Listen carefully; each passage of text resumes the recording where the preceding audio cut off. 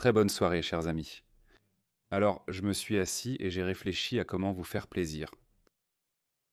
Puis je me suis rappelé que pratiquement tous les abonnés ont des articulations de l'épaule, et que nous n'y avons pas pensé depuis longtemps, nous les avons négligées. Et pourtant, chez beaucoup d'entre vous, elles bougent mal, et chez certains, elles font même mal. Et aujourd'hui, nous allons justement découvrir comment éliminer cette douleur et pourquoi elle apparaît soudainement chez nous. L'articulation de l'épaule elle-même est formée, comme beaucoup le savent déjà, par l'omoplate et l'os de l'humérus. Et cette articulation est entourée de nombreux muscles, sous lesquels se trouve l'appareil ligamentaire de l'articulation et la capsule articulaire. La particularité de cette articulation par rapport aux autres, c'est que le plus souvent, ce n'est pas l'arthrose qui s'y développe. C'est la périarthrose. Alors, qu'est-ce que l'arthrose ? Chaque fois qu'on fait des examens, par exemple une radiographie, une tomodensitométrie ou une imagerie par résonance magnétique, on voit le mot arthrose et on prend peur. On est pris de stupeur, de sidération, mais ce n'est pas aussi effrayant que ça. Regardez, il y a 3 degrés, 3 stades d'arthrose. Le premier degré d'arthrose, le voici. Parfois j'en écris même le degré 0. Quand il faut poser au moins un diagnostic, il faut bien traiter quelque chose. Alors on vous mettra 0,1 et le troisième. Voici nos deux surfaces articulaires. Et ceci, disons que c'est la norme. Voici nos deux surfaces articulaires. Deux articulations. Voici l'une, je pense, une surface articulaire. Voici, disons que l'articulation ressemble à ça. Voici la deuxième surface articulaire. Voilà. Normalement, l'articulation possède un cartilage articulaire. Celui-ci a une certaine épaisseur. Et il y a un espace ici entre les cartilages de ces deux petits os. Tout cela est recouvert par la capsule articulaire. Tout se trouve ici à l'intérieur et il y a aussi le liquide synovial ici. C'est-à-dire que le premier degré diffère de la norme peut-être par un très léger amincissement de quelques, disons d'un demi-millimètre du cartilage articulaire. Mais la principale différence par rapport à la norme, c'est le rétrécissement de cet espace. Donc la différence sera que ces deux surfaces articulaires ici seront simplement plus proches l'une de l'autre. Mais aucune structure n'est vraiment modifiée. Il n'y a donc pratiquement aucune déformation ici, le cartilage a pratiquement la même épaisseur. Le deuxième degré, il commence déjà à apparaître. Je ne vais pas redessiner, je n'ai pas envie de refaire la même chose. Je vais simplement ajouter ici. En quoi le deuxième degré sera-t-il différent ? L'interligne articulaire se rétrécit encore plus, puis ici apparaissent des modifications dans le cartilage lui-même. Il devient déjà irrégulier et il est clair qu'il y a déjà moins de liquide synovial. Des modifications peuvent apparaître dans ces parties de l'os. Il peut y avoir des ostéophytes, une ossification. Cela signifie que dans ce ligament, il apparaît directement du tissu osseux. En bref, des ostéophytes commencent à se développer un peu là-bas. Voilà. Mais il y aura du mouvement. Là, on est déjà au deuxième degré, n'est-ce pas ? Le mouvement sera possible, mais il y aura une certaine douleur. Et le troisième degré. Et puis, l'étape suivante, la phase finale de tout ce processus, c'est l'ankylose de l'articulation, l'arthrose déformante. L'arthrose déformante, c'est quand le cartilage s'est encore plus aminci chez nous. Différentes excroissances osseuses, les surfaces articulaires deviennent irrégulières, comme ça. Voilà. Et l'ankylose, c'est quand tout est complètement soudé chez nous. Deux surfaces articulaires peuvent se souder. Elles peuvent se souder partiellement à un endroit ou alors complètement. De ce stade à celui-ci, de nombreuses années passent, parfois des décennies, ou même jamais. Ce n'est pas obligatoire que chaque arthrose se termine ainsi, avec des déformations quelconques. Mais contrairement à l'arthrose, dans l'articulation de l'épaule, on a une périarthrose ou une périarthrite.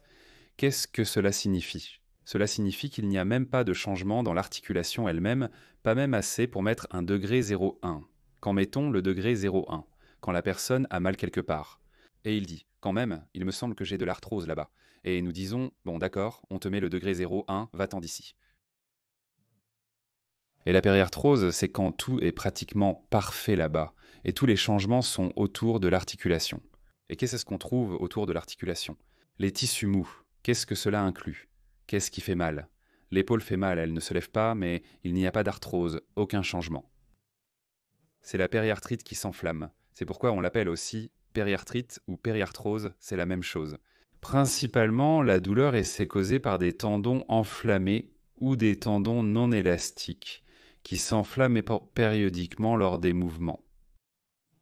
Ou bien la douleur apparaît, ça va vraiment mal, la capsule articulaire a perdu son élasticité.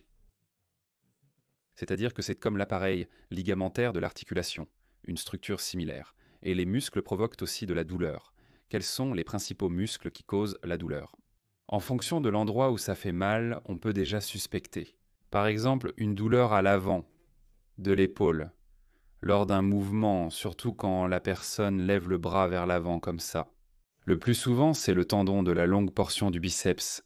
Comment soulager cela? Il ne faut pas appuyer ici, là où ça fait mal, là où le tendon s'attache. Très souvent, la douleur est juste ici. Et qu'est-ce qui va soulager la douleur?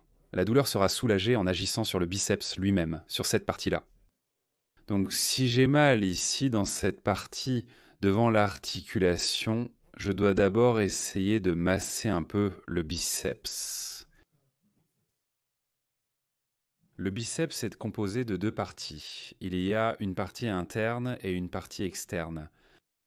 Et qu'est-ce qu'il faut faire? Entre ces deux parties du biceps, entre la partie externe et la partie interne, il faut que j'y glisse mes doigts, comme ça. Il faut les placer comme ça et faire ce mouvement. D'abord, passer de haut en bas comme ceci. Le long de cette ligne. Vous la sentirez chez vous. Et jusqu'à l'endroit où le biceps croise le muscle deltoïde. Parce qu'après, il y a le tendon, il ne faut pas toucher le tendon enflammé. Ensuite, que faites-vous? De nouveau, vous placez vos doigts dans ce sillon, et maintenant vous essayez de séparer ces deux muscles. Vous faites un léger mouvement de droite à gauche. Un peu d'un côté, puis de l'autre côté. C'est-à-dire que si un processus d'adhérence est présent, vous l'éliminez, vous agissez sur le muscle de manière à ce qu'une partie du biceps n'empêche pas l'autre de bouger. Que faites-vous ensuite?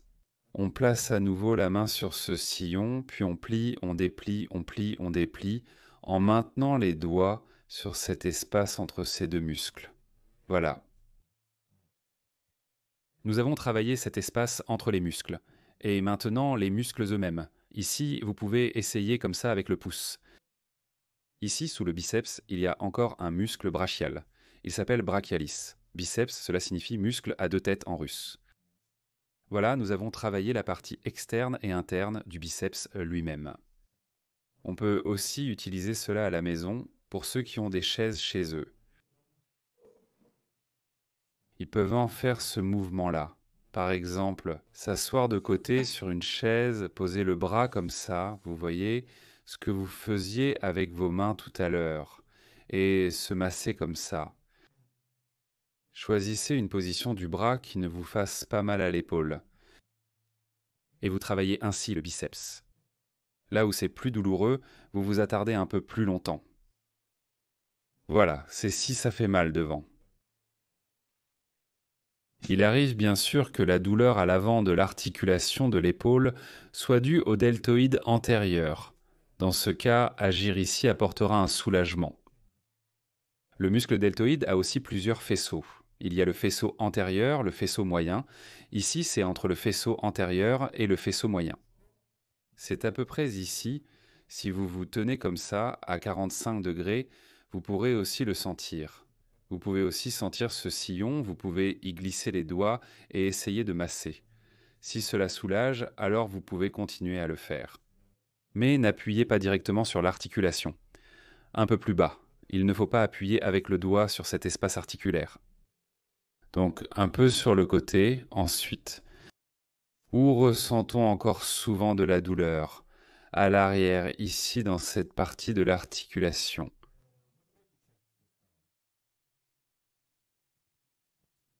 Dans la partie centrale de l'articulation, n'est-ce pas? Allons-y dans l'ordre. Ici, à quoi est-ce le plus souvent dû? Ici, cela survient à cause du pincement du tendon du muscle sus-épineux, de l'inflammation du tendon du muscle sus-épineux. Le muscle sus-épineux se trouve au-dessus de l'épine de l'omoplate. Il y a l'axe, bitte, vous connaissez ce mot, puis il y a l'os, et il y avait aussi le mot épine. Le mot épine, parce que vous ne le connaissez pas. Si vous avez étudié au moins 1 ou 2 mois dans un institut médical, si vous avez eu de l'anatomie, si vous avez étudié les os et que vous êtes arrivé à l'omoplate, alors vous auriez entendu ce mot-là. Ça s'appelle l'épine. L'épine, c'est cette partie de l'omoplate, vous voyez?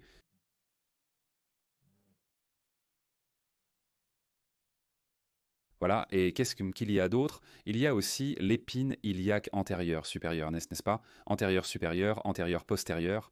Voilà, il y a celle-là. D'accord. Et donc, nous avons le muscle sus-épineux et le muscle sous-épineux. Le muscle sus-épineux se trouve au-dessus de l'épine, juste ici. Le voilà. Le muscle sous-épineux se trouve juste ici.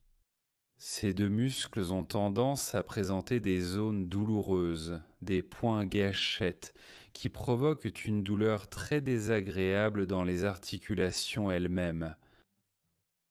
Le muscle sus-épineux, le plus souvent, c'est lui qui pose problème, c'est son tendon qui est comprimé. Où est-ce que le tendon est comprimé? Regardez ici, vous voyez, il y a la clavicule, et ici il y a le processus acromial. Le voici, c'est le processus acromial de l'omoplate. Ici, il y a aussi le processus coracoïde. On y reviendra aussi, le processus coracoïde, c'est là que commence le petit pectoral. Le processus acromial, c'est là que le deltoïde s'attache. Et en dessous, comme ça, sous le processus acromial, comme ça, vous voyez, juste ici. Le muscle sus-épineux se trouve ici et son tendon passe juste en dessous. Et parfois, ce tendon commence à s'irriter, à s'enflammer, à se blesser. Et quel autre problème peut-il y avoir? Il n'y a pas que la douleur. Parfois, en plus de la douleur, ou même sans douleur, l'épaule ne bouge pas. Parce que cette petite bosse de l'os de l'humérus, normalement, elle doit passer comme ça sous le processus acromial ici. Mais il arrive que la capsule de l'articulation devienne plus rigide, que le muscle sus-épineux se raccourcisse, tout comme l'infra-épineux et le subscapulaire, et alors cette bosse vient buter directement contre le processus acromial. Et l'épaule monte comme ça, puis elle se soulève déjà avec la ceinture scapulaire, l'omoplate commence à bouger en même temps.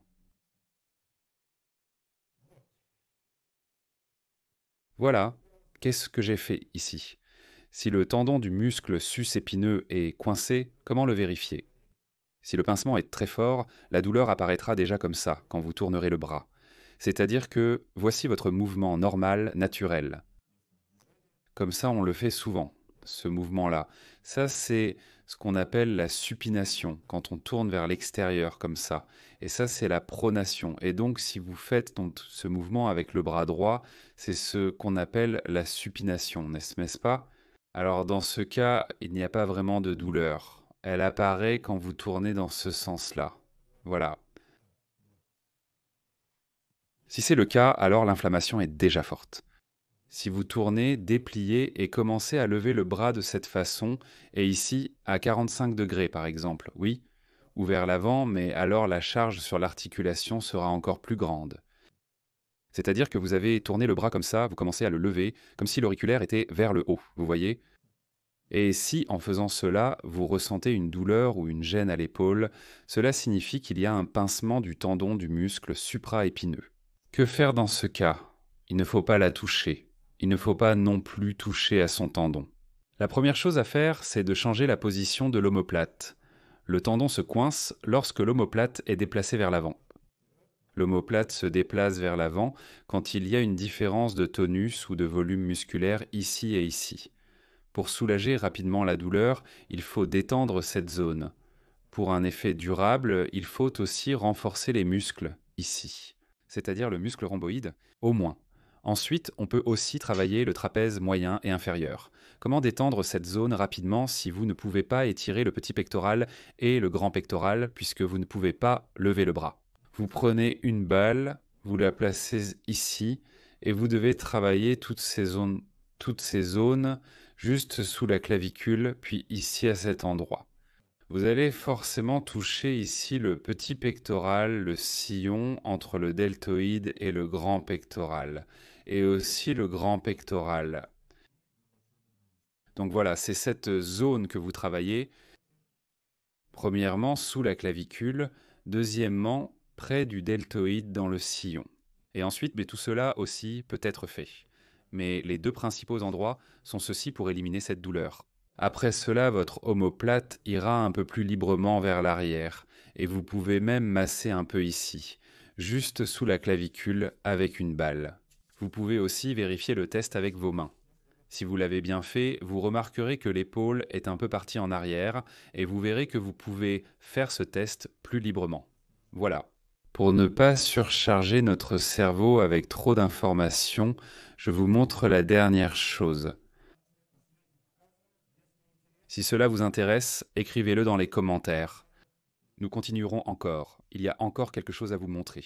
Eh bien, l'articulation de l'épaule, c'est comme ça, il y a souvent beaucoup de raisons pour lesquelles elle fait mal. Je vais aussi vous montrer une très bonne chose.